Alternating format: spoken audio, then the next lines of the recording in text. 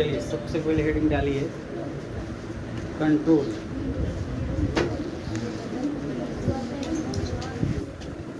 एक chapter note किया जाए, कंट्रोल।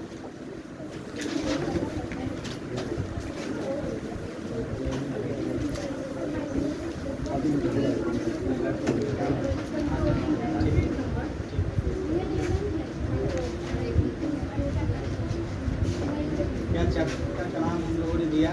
कंट्रोल।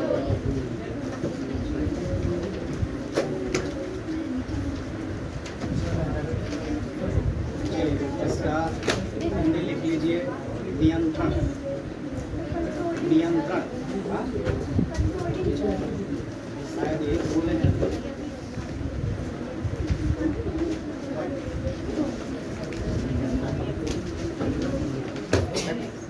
कंट्रोलिंग। चैप्टर का नाम कंट्रोलिंग। हेडिंग डाला जाए कंट्रोलिंग।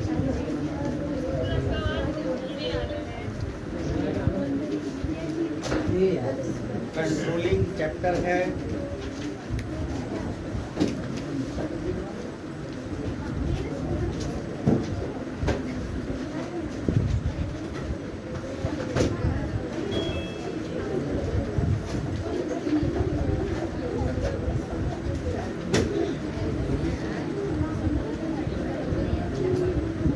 थोड़ा देर एडजस्ट कीजिए, उसके बाद आवाज़ बढ़ जाएगी।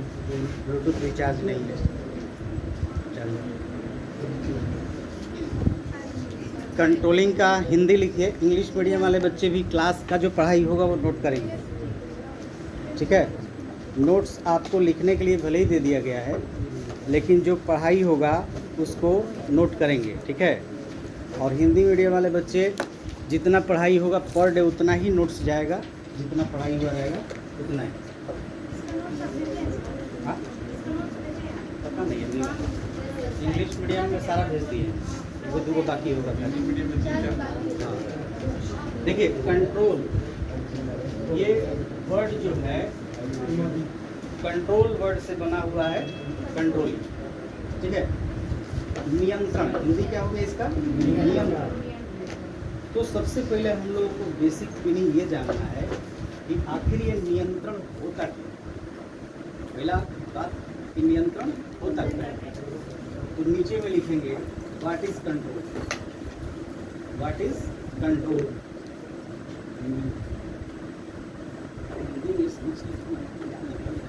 गरीब इंग्लिश में तुम खड़े हो तो छोटा छोटा बात भी नहीं लिख पाइएगा। What is control. देखिए कंट्रोल का मीनिंग क्या होता है ये सब। आप कभी सर्कस देखने गए हो, उसमें देता है मौत का कुआं, गोल चारों तरफ से पैक होता है और 5-6 बाइक वाले लोग अंदर चले जाते हैं और चरखी नुमा में इसे ऐसे चलाते रहते हैं। क्या आप और हम भी कर लेंगे? प्रैक्टिस करना। तो कंट्रोल का मतलब ये होता है नियंत्रण, कि आप जो काम कर रहे हो उस पर आपका कंट्रोल कितना है। तो एक बात बताइए, जब वो लोग गाड़ी चलाने मौत के कुआं में जाता है तो एक आदमी जैसे कोई बैठा हुआ है वहाँ पे पिक्चर देखने वाला, शो देखने वाला, उसको उठाइए और कहे कि चलो तुम चलाओ, तो चला लेगा क्या? क्या दिक्कत है कि नहीं चला पाया? दिक्कत ये है क्योंकि ना प्रैक्टिस भी नहीं, उसने ये सोचा ही नहीं था कि मैं जब वहाँ जाऊँगा तो मुझे ऐसा करना पड़ेगा। सोचा था क्या? कोई सोच के जाते हैं क्या मैं ऐसा करना पड़ेगा? यानी कि उसका जो है कोई स्टैंडर्ड वर्क नहीं था। स्टैंडर्ड वर्क मतलब एक प्रमापित काम कि मुझे यही करना है, मुझे यही करना है, ये चीज़ नहीं। इसको हम लोग बोलते हैं स्टैंडर्ड वर्क। जो काम पहले से एज्यूमिंग बेसिस पे, कल्पना के बेस पे सोचते हैं, इसको क्या बोलते हैं हम लोग? स्टैंडर्ड, प्रमापित कार्य, ठीक है ना। अब वो आदमी जब बाइक लेके गया, पहले से तो सोचा नहीं था, 2-4 लोग उस पर एकदम तीर कमान लगा दिए कि तुम चलाओ, वो जाएगा तो बेचारा क्या होगा, उधर उधर करके हाथ पाँव तोड़ लेगा। ठीक है, यानी कि जैसे आपको एक्चुअल वर्क परफॉर्मेंस करना है, क्या करना है, एक्चुअल वर्क परफॉर्मेंस करना है, तो पहले आपको अपना स्टैंडर्ड सेट करना पड़ेगा कि भाई हम ये काम करना चाहते हैं, इसको क्या कहेंगे, स्टैंडर्ड। हम ये काम करना चाहते हैं, ये क्या हो गया, स्टैंडर्ड। अब काम करते हैं, पहले सोचे ये करना है, अब करते हैं, तो जैसा सोचे वैसा ही हो गया, तो कंट्रोल। जैसा सोचे वैसा नहीं हुआ, तो कंट्रोल नहीं है। तो कहने का मतलब, कंट्रोल का मतलब ये होता है कि जो आप प्लान बनाए हो, उस प्लान को जब एक्चुअल में परफॉर्म देते हो तो उसमें कोई डिविएशन ना हो। डिविएशन मतलब विचलन, कोई भी विचलन उसमें नहीं हो, जैसा हम लोग सोचे थे वैसा ही काम। नहीं समझ में पड़े। अभी जैसे कहे एक सीधा लाइन खींचो, अच्छा हम कुछ नहीं कहें, ऐसे खींच दिए, ये क्या है, कुछ भी नहीं है।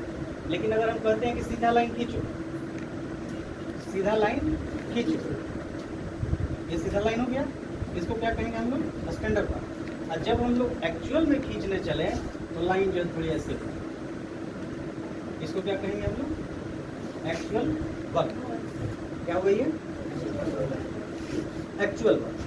तो दोनों में अंतर आ गया क्या, जैसा सोचे थे वैसा नहीं हुआ ना, डिविएशन आ गई, डिविएशन आ गया तो कंट्रोल अच्छा नहीं। यही चीज एक संस्था में भी पढ़ना होता है, क्योंकि संस्था में देखिए क्या होता है, स्टाफ से लेकर के मशीन से लेकर सबको कंट्रोल करना। आप सोचिए कि केवल हम मशीनरी चल रहा है उसी को कंट्रोल करेंगे, नहीं। आपका स्टाफ लेटर 10 बजे ऑफिस में आना है, ये स्टैंडर्ड वर्क है। आप 10:10 पे आते हैं, एक्चुअल वर्क परफॉर्मेंस है, दोनों में डिविएशन है, कंट्रोल सही नहीं है। आप 60% सोचते हो कि एग्जाम में नंबर लाएंगे, 60% नंबर लाएंगे, लेकिन आपका आ गया 50%, कंट्रोल अच्छा नहीं था, यानी कि जो पढ़ने का आपका तौर तरीका था वो सही नहीं था। कंट्रोल का मतलब समझ में आ गया कि स्टैंडर्ड वर्क और एक्चुअल वर्क परफॉर्मेंस में कोई डिफरेंस नहीं आना चाहिए, ठीक है ना। वाला टॉपिक हम लोग इसमें पढ़ेंगे कि कंट्रोल क्या है। चलिए आगे लिखा जाए, features of control. Features of control, control की विशेषता क्या है।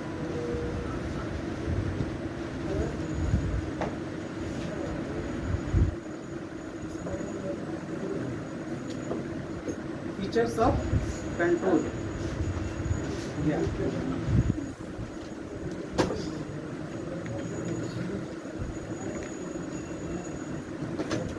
देखिए कहीं पे आप प्लानिंग का फीचर्स पढ़े होंगे, ठीक है, तो जो जो फीचर्स वहाँ पढ़े हैं वो सब फीचर यहाँ पे आए। आप लिखिए, क्या लिखेंगे, हेडिंग लिखिए features of control. Features of control heading हो गया। नंबर 1 लिखिएगा, managerial function. Number 1 managerial function, bracket में लिखेंगे प्रबंधकीय कार्य। प्रबंधकीय कार्य, प्रबंधकीय कार्य लिख लिए क्या, प्रबंधकीय कार्य, मैनेजरियल फंक्शन। देखो कंट्रोल कौन कर सकता है, एक लोअर ग्रेड का संस्था में कोई स्टाफ है, कंट्रोल वो नहीं करेगा। जब भी कंट्रोल करेगा तो कौन करेगा, हायर लेवल के जो अधिकारी होते हैं वो करेंगे, जिसे हम लोग बोलते हैं मैनेजरियल फंक्शन। मैनेजरियल फंक्शन का हिंदी हो जाएगा प्रबंधकीय प्रक्रिया। ऐसे लिखिए, ब्रैकेट में लिख लीजिए प्रबंधकीय प्रक्रिया, यानी कि कंट्रोल क्या है, एक प्रबंधकीय प्रक्रिया। प्रक्रिया, ठीक है ना। लिखिए last work of management. Last work of management, प्रबंधकर्ता का सबसे लास्ट वर्क ऑफ मैनेजमेंट लिखिए, लास्ट वर्क ऑफ मैनेजमेंट यानी प्रबंध का अंतिम कार्य। इसके बाद अब प्रबंध का कोई काम नहीं है। समझ में आई बात? हम हिंदी में ब्रैकेट में बोलते जा रहे हैं। अगला फॉरवर्ड लुकिंग।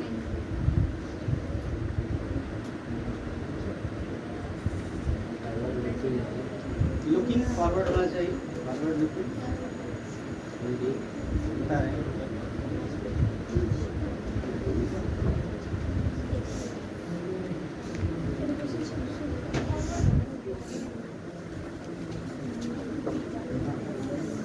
फॉरवर्ड लुकिंग का मतलब, और हिंदी में किताब लीजिए, हिंदी मीडियम वाला किताब लीजिए। अभी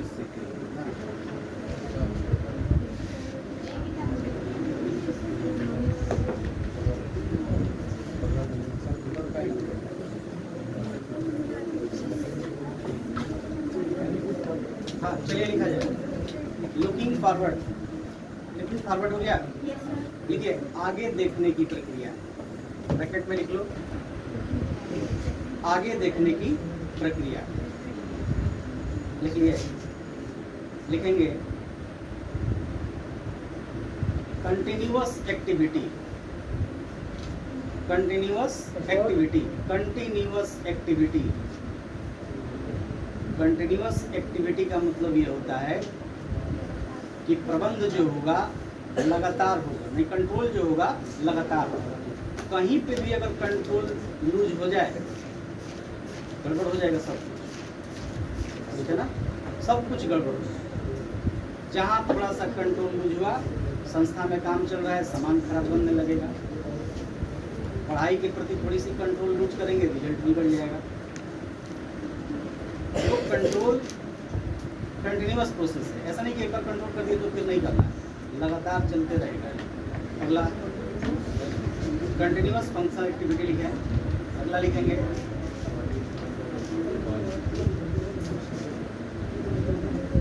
कंट्रोल निगेटिव और पॉजिटिव दोनों हो सकता है। लिखेंगे control are both positive and negative. Control are both positive and negative. देखो क्या होता है, हमने सोचा सीधा लाइन खींचे, नहीं हो पाए, निगेटिव डिविएशन। कौन सा डिविएशन है? Negative deviation. हमने सीधा लाइन खींच दिया लेकिन उतना भी अच्छा नहीं है जितना चाहिए। सीधा है, नो डिविएशन। लेकिन हमने लाइन ऐसा खींच दिया कि जैसा हम सोचे थे उससे भी अच्छा हो गया, जैसा हम सोचे थे उससे भी अच्छा हो गया, तो इसको बोलते हैं पॉजिटिव डिविएशन। पॉजिटिव डिविएशन, ठीक है, पॉजिटिव डिविएशन। अच्छा एक बात, बार बार हम लोग कंट्रोल का डिफिनीशन में डिविएशन आ रहा है, डिविएशन आ रहा है, विचलन, विचलन। ये होता क्या है भाई विचलन? विचलन होता क्या है आगे हम लोग पढ़ेंगे। तो देखिए विचलन का मतलब होता है एक माप, एक माप। जैसे 8 घंटा पढ़ना है तो यहाँ पे विचलन मतलब माप क्या हुआ? स्टैंडर्ड वर्क क्या हुआ यहाँ? 1 घंटा, 8 घंटा, 8 घंटा क्या हुआ? Standard work. उसके बाद आता है, जैसे मान लो कि हम लोग सोचते हैं कि 2 घंटा ट्यूशन करेंगे तो 2 घंटा क्या हो गया? Standard mark, standard. अच्छा हम बाजार में जाएंगे 5 समोसा खाएंगे, स्टैंडर्ड कितना हो गया? 5। लेकिन गए तो 4 ही खाए, गए तो 4 ही खाए, तो एक निगेटिव हो गया। गए तो 6 खा लिए, पॉजिटिव हो गया। एक्चुअल वर्क परफॉर्मेंस और स्टैंडर्ड वर्क परफॉर्मेंस में जो भी अंतर आता है उसी अंतर को हम लोग क्या करते हैं? विचलन करते हैं, डिविएशन करते हैं। तो एक बार बार बात आ रहा है कि भाई प्रमाप, प्रमाप का मतलब स्टैंडर्ड वर्क कोई एक क्राइटेरिया निर्धारित करेंगे हम लोग कि प्रकार क्या है, भाई प्रमाप क्या है। तो देखो प्रमाप जो है संख्या भी हो सकता है, जैसे 8 घंटा 9 घंटा। प्रमाप जो है क्वालिटी भी हो सकता है। देखो मिठाई की दुकान पे जाओगे तो अधिकतर सुनने में आता है कि नकली खोए का मिठाई बनाते हैं, नकली खोआ का मिठाई बनाते हैं। पकड़ा गया। क्या चीज़ वहाँ पे स्टैंडर्ड था? क्वालिटी। तो स्टैंडर्ड जो हो सकता है हमारा, आवर भी हो सकता है, क्वांटिटी भी हो सकता है, क्वालिटी भी हो सकता है, ठीक है, टाइम भी हो सकता है, जैसे टाइम हो गया, क्वांटिटी हो गया, क्वालिटी हो गया, ठीक है। ये सब क्या है? इसके आधार पे हम लोग स्टैंडर्ड निर्धारित करेंगे। 1 किलो खोआ का पेड़ा बनाना है जिसमें 1 पाव चीनी डालना है, कोई 50 ग्राम चीनी डाल दिया, कोई 2 किलो चीनी डाल दिया 1 किलो, तो क्या है? स्टैंडर्ड फेल है। एक्चुअल वर्क परफॉर्मेंस से डिविएशन बहुत ज़्यादा हो जाएगा। चलिए आगे इसमें लिखेंगे फीचर्स में, हाँ लिखेंगे, लिखिए, control is opposite of planning. Control is opposite of planning. Control planning का उल्टा है। Control is opposite of planning. Control क्या है भाई? प्लानिंग का उल्टा है। यानी कि planning is the first work of management. Planning is the first work of management. प्रबंध, नियोजन, प्रबंध का प्राथमिक कार्य नियोजन। प्लानिंग फर्स्ट काम क्या है? प्लानिंग। अंतिम क्या है? कंट्रोलिंग। अंतिम क्या है? कंट्रोलिंग। आगे चलेंगे हम लोग इसमें, देखिए अगला लिखेंगे, control depend upon the result. Control depend upon the result.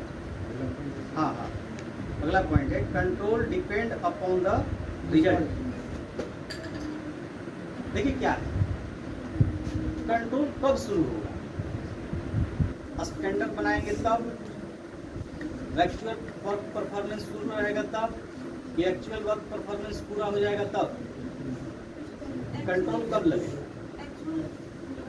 देखिए स्टैंडर्ड वर्क निर्धारित कर दिए, अभी कोई कंपेयर नहीं हो सकता है। एक्चुअल वर्क परफॉर्मेंस चल रहा है तो कैसे डिसाइड हो जाएगा कि अच्छा होगा कि खराब होगा? यानी कि जब एक्चुअल वर्क परफॉर्मेंस कंप्लीट हो जाएगा तब हम लोग चेक करेंगे कि दोनों में डिविएशन क्या है ना।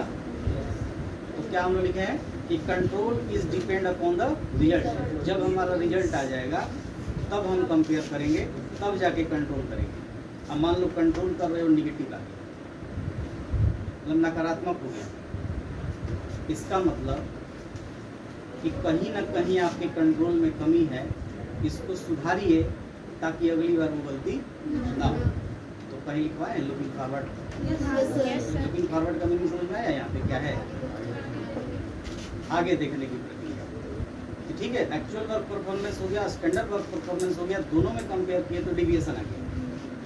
तो डिविएशन आ गया तो केयरफुल हो जाओ कि अगली बार ये डिविएशन ना आए।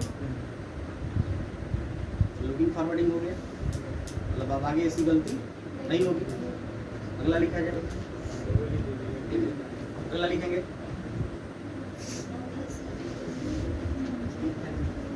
लिखिए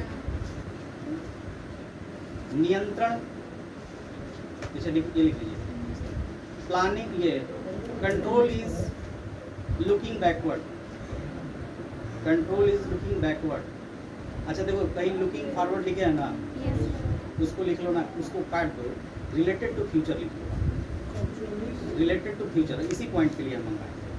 control is looking backward. Looking backward पीछे देखने की प्रक्रिया है, पीछे देखने की प्रक्रिया। आगे देखने वाली प्रक्रिया को काट दो, रिलेटेड टू फ्यूचर, भविष्य से संबंधित है। लुकिंग फॉरवर्डिंग को काट करके लिखना है रिलेटेड टू फ्यूचर, भविष्य से संबंधित है। Looking backward, looking backward, backward का मतलब पीछे, लुकिंग माने देखना।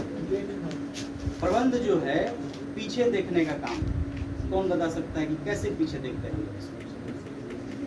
देखिए standard work, actual work performance किससे कंपेयर करना है?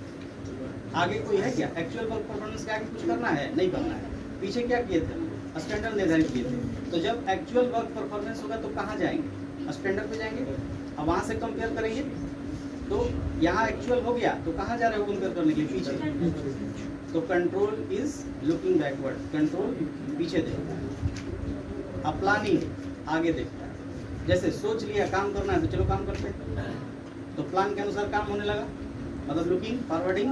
अब कंट्रोल इज बैकवर्ड। बड़ा बढ़िया क्वेश्चन आता है कि planning is the looking forwarding and control is the looking backward, explain it.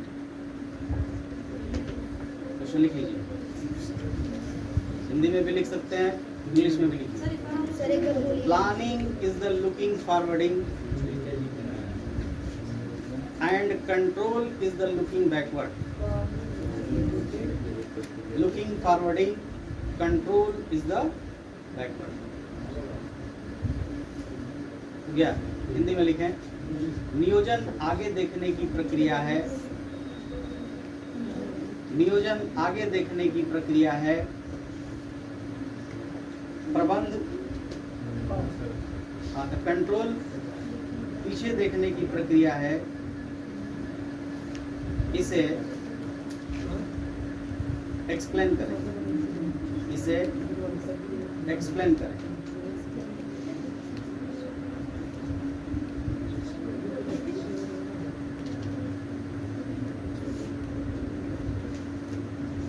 हो गया? बोलिए बच्चे यहाँ तक हो गया? यहाँ तक चलिए, टीचर सब प्लानिंग हो गया ना? ठीक है, टीचर सब planning.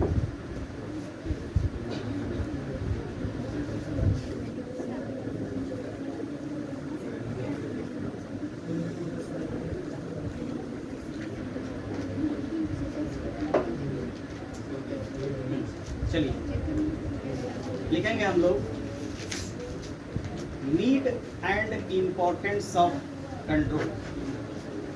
Need and importance of control. Need and importance, need and importance of control. Need and importance of control.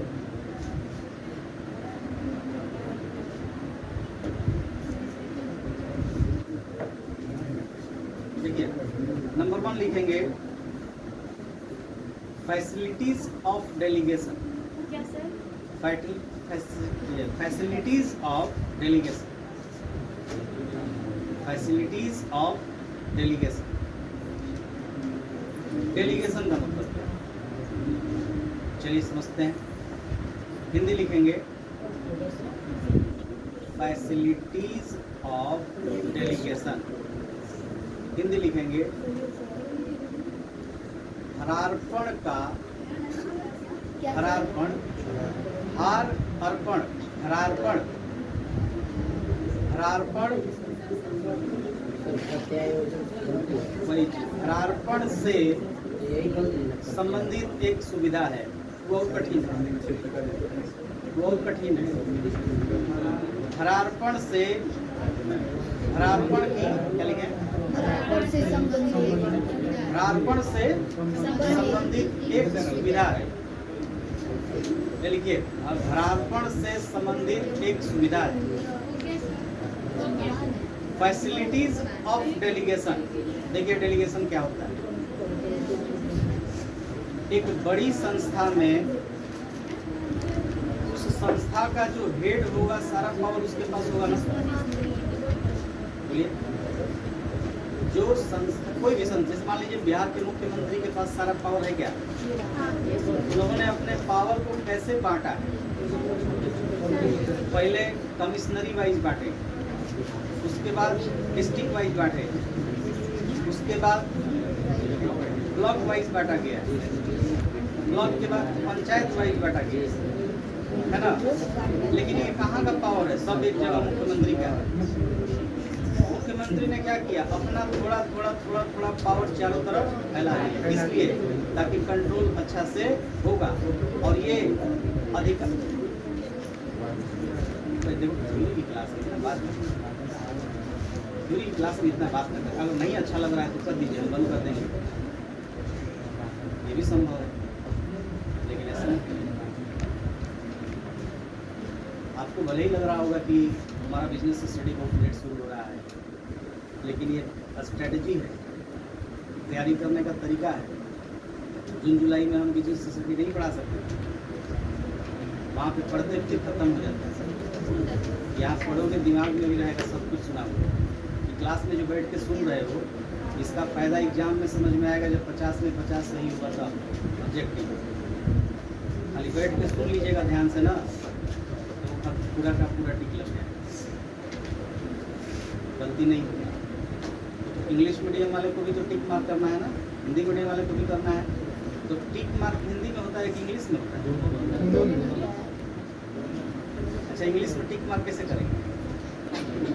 English में कैसे करोगे, हिंदी में कैसे करोगे? एक ही जैसा ना करना है।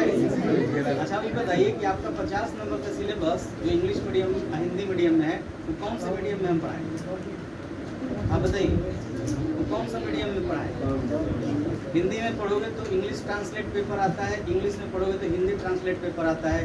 दोनों में से जिसका मीनिंग तुमको समझ में आ जाए उसके आधार पर ABC टिक मार्क देना है, या मीडियम देखना है। इसमें 50 नंबर तो बिना मीडियम का है, आधा सब्जेक्ट आधा सिलेबस तो आपका बिना मीडियम का है। कृपया शांत होकर के सुनिए, बहुत फायदा करेगा, ठीक है ना। देखिए, हरारपण का मतलब क्या होता है कि एक व्यक्ति किसी भी पूरे संस्थान का कंट्रोल अकेले नहीं कर पाएगा। वो क्या करता है कि अपना अधिकार थोड़ा थोड़ा लोगों में बांट देता है। तो कंट्रोल जो संस्था का एक हेड है, वो थोड़ी कंट्रोल कर पाएगा अकेले। वो अपना पावर क्या करता है, धीरे धीरे धीरे धीरे अपने संस्था के अंदर कुछ विभाग बना करके, विभाग का हेड बना करके क्या करता है, अपना पावर बांट देता है, ताकि अलग अलग सेगमेंट में, अलग अलग खंड में कंट्रोल हो। और एक व्यक्ति को थोड़ा सा कंट्रोल की प्रक्रिया दी जाएगी तो अच्छा से करेगा, दूसरे को थोड़ा सा दे दो, तीसरे को थोड़ा सा दे दो। लेकिन चाहो कि हम अकेले सबको कंट्रोल कर लें तो संभव नहीं है। तो हम लोग कह सकते हैं कि ये डेलीगेशन का ये प्रोसेस है, डेलीगेशन की एक फैसिलिटी, ठीक है ना। अगर कंट्रोल न रहे, अगर कंट्रोल न रहे तो हम लोग को डेलीगेशन का कोई मतलब ही नहीं। अरे कोई क्या चीज बोलिए, बोलो क्या करना चाहते हो? डेलीगेशन का मतलब हरारपण, अपना अधिकार दूसरों में बांटना, ठीक है, अपना अधिकार दूसरों में बांटना, ठीक है। तो मान लो कि जैसे किसी चीज का कंट्रोल करना ही नहीं है, किसी चीज का कंट्रोल करना ही नहीं है, तो हम हरारपण किस लिए करें? कंट्रोल करने के लिए मेरे पास कुछ है नहीं, तो हरारपण होगा क्या? नहीं होगा। क्या जरूरत है हरारपण का, जब कुछ काम ही नहीं है वहाँ पे? अगर कंट्रोल वहाँ पे लगाना है तो हरारपण करना है, अपना अधिकार वहाँ पे किसी को देना है। चलिए आगे लिखा जाए। दूसरा लिखिए, समन्वय में सहायक, हेल्प इन कोऑर्डिनेशन या फैसिलिटीज ऑफ कोऑर्डिनेशन, दोनों बात हो सकता है। हेल्प इन कोऑर्डिनेशन, या ये भी लिख सकते हैं फैसिलिटीज ऑफ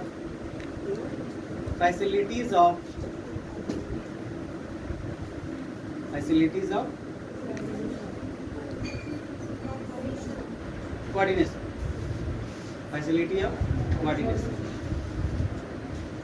अब यहाँ पे देखो कोऑर्डिनेशन समझते हैं, कोऑर्डिनेशन समझते हैं। अभी जैसे हम लोग यहाँ इकट्ठे हुए, ये क्या है? कोऑर्डिनेशन। किस लिए? बिजनेस स्टडी पढ़ने के लिए। तो कोई भी जब काम आपको करना है तो कोऑर्डिनेशन बहुत जरूरी है। अब यही काम हम लोग को पढ़ना है, तो ये बताइए, डेस्क बेंच रहेगा तभी तो पढ़ेंगे, टीचर रहेंगे पढ़ाने वाले तभी तो पढ़ेंगे। विद्यार्थी रहेंगे पढ़ाने वाले तभी तो पढ़ेंगे। तो अगर हम लोगों को बिजनेस स्टडी पढ़ना है या पढ़ाना है तो इन सभी के बीच कोऑर्डिनेशन बनाना पड़ेगा कि नहीं। कोई बच्चा अपने गांव बैठ जाए, कोई बच्चा बस में बैठ जाए, कोई यहाँ आ जाए, कोई एक पटना चला जाए, किताब सब लोग अपने अपने घर पे रख दिए, गुरु जी मान लो चले गए विदेश, पढ़ाई हो जाएगा? नहीं ना होगा। क्या करना पड़ेगा कि सभी पे कंट्रोल लगाना पड़ेगा। गुरु जी आप जा नहीं सकते हो, विद्यार्थी आप कहीं से भी नहीं ज्वाइन कर सकते हो, कोचिंग में आना पड़ेगा, किताब लेके आना पड़ेगा, पेन लेके आना पड़ेगा, डेस्क बेंच यहाँ है खाली उस पर बैठना है, तब जाकर के पढ़ाई हो। अच्छा अब एक बात, मान लो एकदम फ्री छोड़ दिया गया, जिसको मन है पढ़ने आओ, जिसको मन है न पढ़ने आओ। गुरु जी को मन किया तो एक टॉपिक पढ़ाए, नहीं मन किया नहीं पढ़ाए। कंट्रोल नहीं होगा तो क्या कोई काम होगा? कंट्रोल क्या करता है भाई, किसी भी काम को करने के लिए कोऑर्डिनेट करता है। उस वर्क से रिलेटेड जो कंपोनेंट होते हैं, ठीक है ना, जिसके ऊपर वो काम डिपेंड है, उसको क्या करता है, वो कोऑर्डिनेट करता है। अगर कंट्रोल नहीं रहेगा तो पता चलेगा कोई उधर जा रहा है, कोई इधर जा रहा है, किसी को कोई मतलब ही नहीं है, यहाँ सामान बर्बाद हो रहा है ना। तो कंट्रोल क्या करता है, समन्वय करता है, सब में सामंजस्य बैठाता है ताकि संस्था अपने लक्ष्य को प्राप्त कर। लिखा जाए, देखिए, हाँ देखिए, safety against risk, safety against risk, safety against risk, Hindi में लिखेंगे जोखिम से सुरक्षा।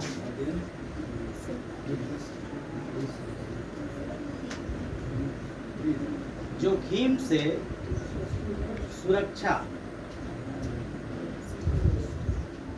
जोखिम से सुरक्षा प्रदान कराता है।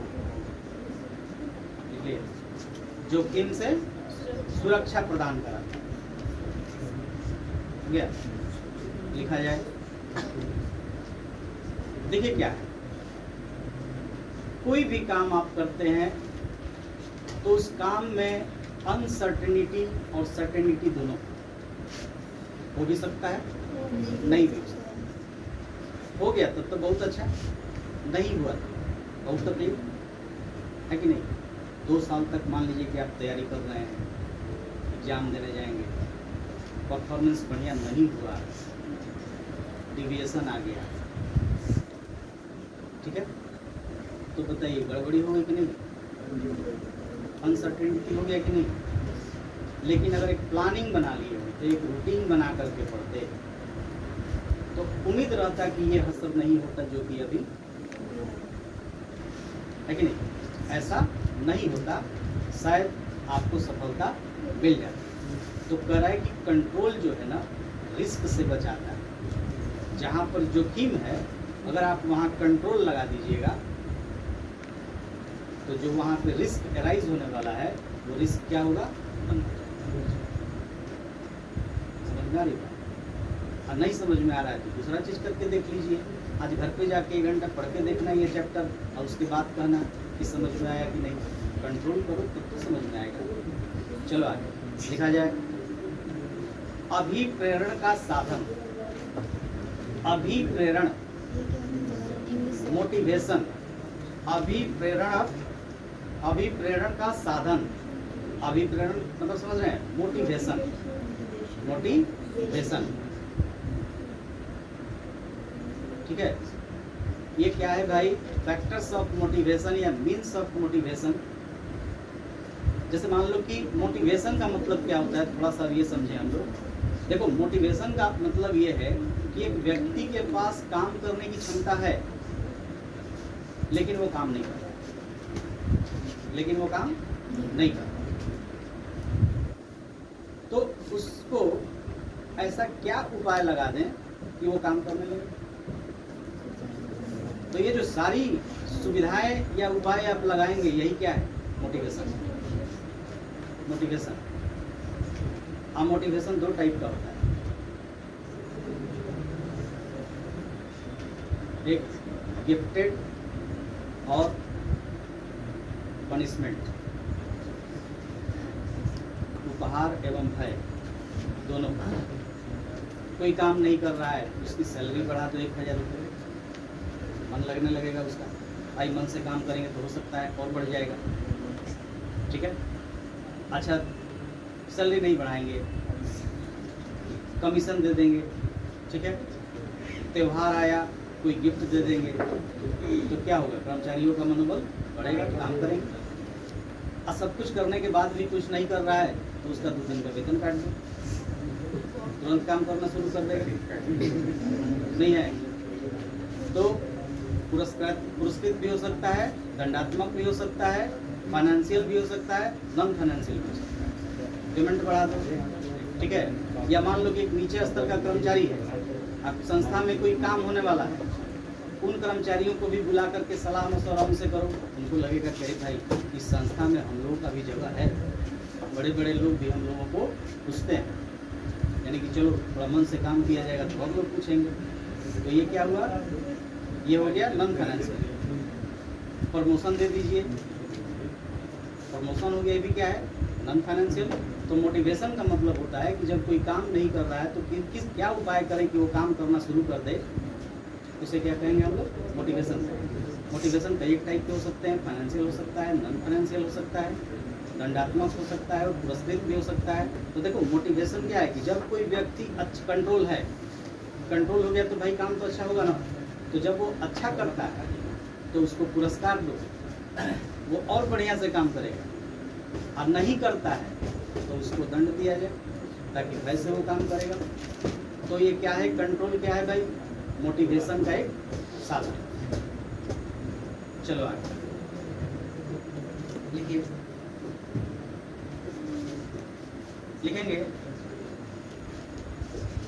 लिखेंगे test process of planning and organisation.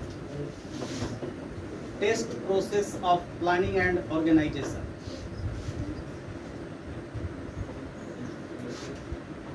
Test process of planning and organisation.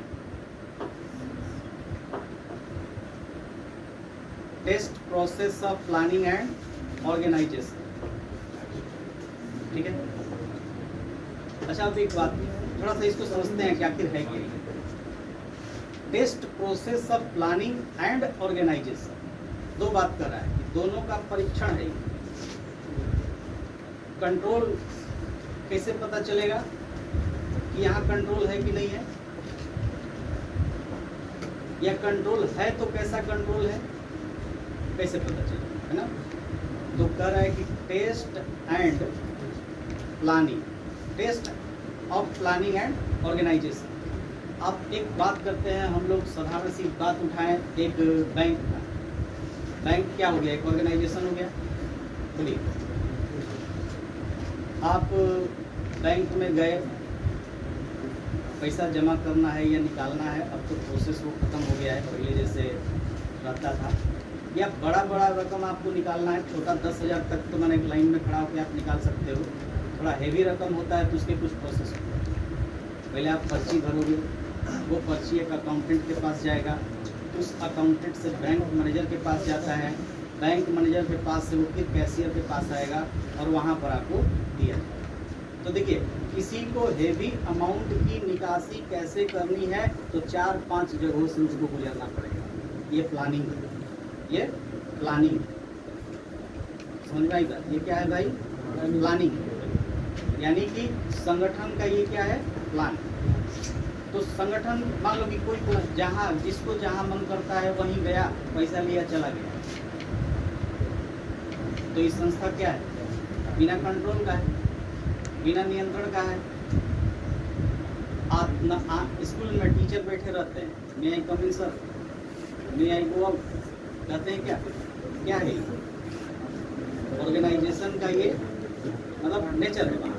अब मान लो कि टीचर बैठे हुए क्लास में, कोई भी आ रहा है, कोई भी जा रहा है, यानी कि संस्था, इस स्कूल में तो कोई डिसिप्लिन ही नहीं, यहाँ तो कोई बच्चों पे नियंत्रण ही नहीं। तो कैसे पता चला कि संस्था अच्छा है कि खराब है?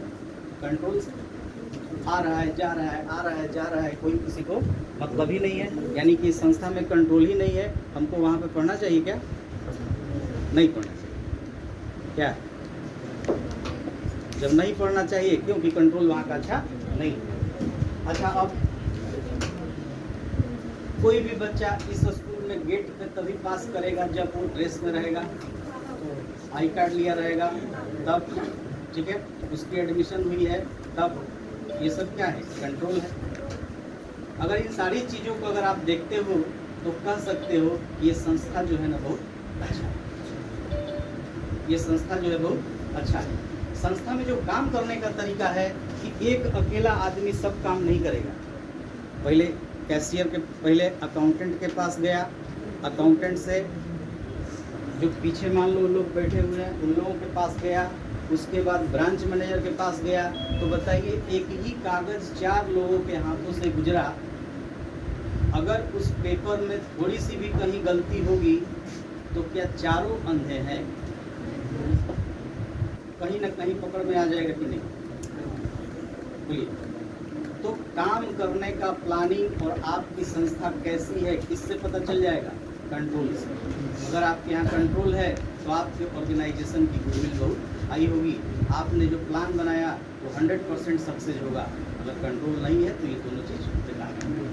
आगे चले, लिखिए। हाँ, stop of corruption and theft, stop of corruption and theft, stop STOP, stop of correction, ये corruption and theft, stop of corruption and theft. इसका मतलब ये हो रहा है कि देखो, जहाँ पे कंट्रोल अच्छा है, अगर नियंत्रण अच्छा है तो हर आदमी थेफ्ट भ्रष्टाचार एवं चोरी को रोकता है। कंट्रोल भ्रष्टाचार एवं चोरी को रोकता है ना। संस्था में कंट्रोल अगर अच्छा है तो क्या होगा? सभी लोगों के मन में डर रहेगा कि अगर हम गलती करेंगे तो पकड़े जाएंगे, फाइन हो सकता है या कुछ हर्जाना देना पड़े। तो कंट्रोल क्या करता है भाई? भ्रष्टाचार और चोरी को रोकता है। आगे लिखेंगे, maintaining discipline, maintaining discipline, maintaining discipline. Control क्या करता है? अनुशासन को बनाए रखता है, अनुशासन को बनाए रखता है। लिखेंगे, डिसिप्लिन अनुशासन को बनाए रखता है, नियंत्रण अनुशासन को बनाए रखता है। हो गया? अगला लिखा जाए, लिखिए, increase in work performance, increase in work performance, increase in work performance. इसमें एक बड़ा अच्छा एग्जाम्पल है। 10 से 11 आपका बैच है, किसी किसी दिन छुट्टी रह जाता है, तो क्या आप ये 10 से 11 को यूटिलाइज करते हैं? कितने लोग यूटिलाइज करते हैं? नहीं करते, बहुत कम। या घर पे जैसे बैठ के पढ़ना और यहाँ आकर के उसी टाइम में पढ़ना, दोनों में अंतर नहीं होता है। यहाँ कंट्रोल है, वहाँ कंट्रोल नहीं है। वहाँ कंट्रोल आपको स्वयं करना है। थोड़ा बहुत तो दिमाग क्रिएट होगा, इधर उधर तो जाएगा ही, थ्रू आउट कम निकलेगा, लेकिन उतने ही समय में यहाँ पे ज़्यादा। क्यों? कंट्रोल है, वहाँ पे कंट्रोल नहीं है। अच्छा, वहीं पे अगर मान लो कि घर के कोई गार्जियन चेयर लगा के बैठ जाए, अब आप लोग पढ़िए, तो एक ऐसे पढ़ना एक वैसे पढ़ना, दोनों में अंतर आ जाएगा क्या? क्यों? कंट्रोल की वजह से। तो कंट्रोल क्या करता है भाई? Increase in the work efficiency. जहाँ पे कंट्रोल लग जाएगा आपके कार्य करने की क्षमता बढ़ जाएगी। काम करने की क्षमता बढ़ जाएगी। नियंत्रण अगले आगे लिखेंगे।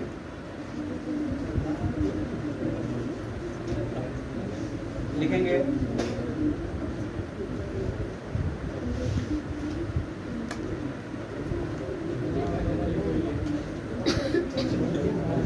अगला लिख लेंगे helpful in decision making. Helpful in decision making, निर्णय लेने में सहायक होता है। हेल्पफुल इन डिसीजन मेकिंग, निर्णय लेने में सहायक होता है। हेल्पफुल इन डिसीजन मेकिंग, निर्णय लेने में सहायक होता है। ठीक है, कितने पॉइंट हो गए? चलिए थोड़ा क्वेश्चन लिखिए, हम बोल रहे हैं। लिखेंगे number 1, what is control? Control नियंत्रण का क्या अर्थ है? लिख लीजिए फिर से। नियंत्रण का क्या अर्थ है? नियंत्रण की प्रमुख विशेषताओं को बताएं। दूसरा number, features of control. Features of control हो गया। लिखेंगे नियंत्रण की प्रमुख आवश्यकता कौन कौन सी है? हाँ, नियंत्रण की क्या आवश्यकता है, ये लिखें। नीड ऑफ कंट्रोल, नियंत्रण की क्या आवश्यकता है? नीड ऑफ कंट्रोल हो गया। अगला क्वेश्चन लिखेंगे इंपॉर्टेंस ऑफ कंट्रोल। दोनों का आंसर एक ही होगा। इंपॉर्टेंस ऑफ कंट्रोल हो गया। इंपॉर्टेंस ऑफ कंट्रोल मतलब नियंत्रण का महत्व। एक क्वेश्चन लिखेंगे role of control in a organisation. Role of control, role of control in a organisation, एक संगठन में नियंत्रण की क्या भूमिका होती है?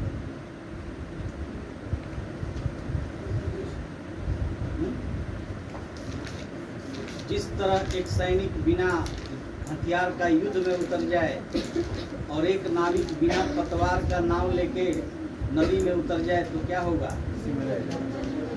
बिना कंट्रोल का अगर कोई संस्था आप चला रहे हैं तो संस्था का क्या हाल होगा? यही लिखना है, यही इसमें लिखना है। आज इतना ही पढ़ा जाए। फर्स्ट डे है, जाओ थैंक यू।